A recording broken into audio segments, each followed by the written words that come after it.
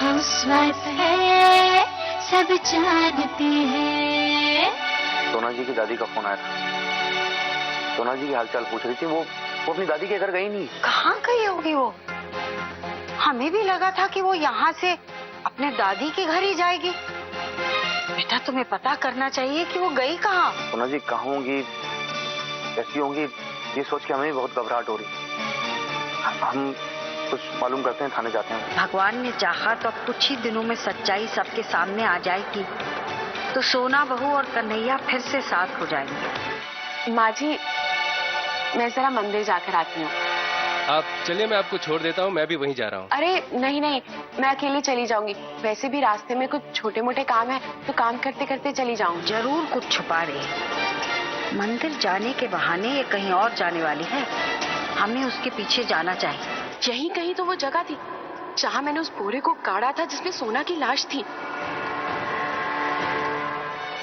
Mummy जी, हमें लगता है ये लाश को जलाने के लिए आई है। अगर इसने बोरी को खोद के निकाल लिया तो सारी असलियत सामने आ जाएगी। अब क्या करें?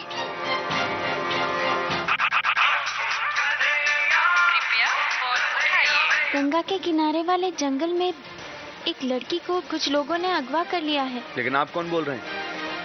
आपका वो जानना जरूरी नहीं है, लड़की को बचाना जरूरी है। अगर आप लड़की को बचा ले तो मेहरबानी होगी।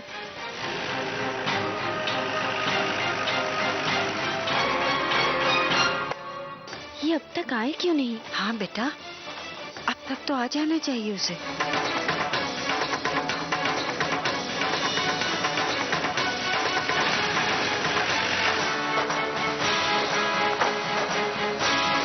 चित्रासी, तुम यहाँ? अब देखते हैं कैसे बचाती है अपने आप को। वो विभूति विसर्जन नहीं, मेरा मतलब है विभूति की समाधि बनानी थी ना, इसलिए जमीन में खड्डा खोद रही थी। इतना सब कुछ होने के बाद भी कितनी आसानी से बचा लिया अपने आप को। घर की खुशियों के लिए, परिवार की खुशियों के लिए मेरा ये टोटका करना बहुत जरूरी था। अब तो बस समाधि वाले स्थान को मिट्टी से ढक रही थी। हो गया तो चलो फिर यहाँ से छोड़ देते हैं आपको। चल बेटा, इससे पहले कि ये लोग हमें देखें, यहाँ से निकलते हैं।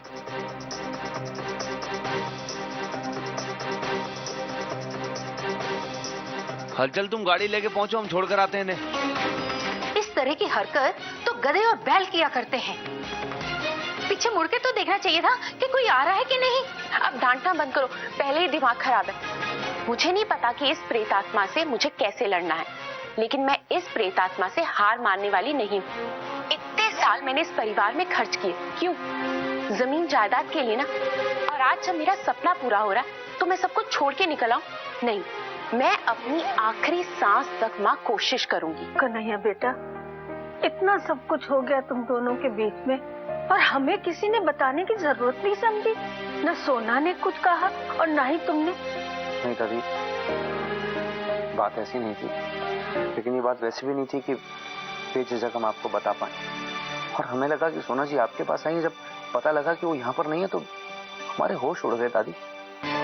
फिर ये भी बात थी कि जब आपके पास जाएंगे तो कम से कम उनके दोस्तों रिश्तेदारों के नंबर मिल जाएंगे, जिनसे पता कर सकें कि सोना जी आखिर हैं तो हैं कहाँ।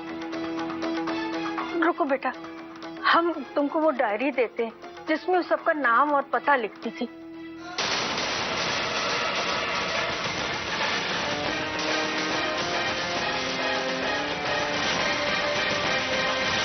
ये यहाँ अचानक? हम गलत समय पर आ गए। कहीं इन्होंने हमें यहाँ देख लिया तो बहुत बुरा हो जाएगा। हमें यहाँ से तुरंत निकलना होगा।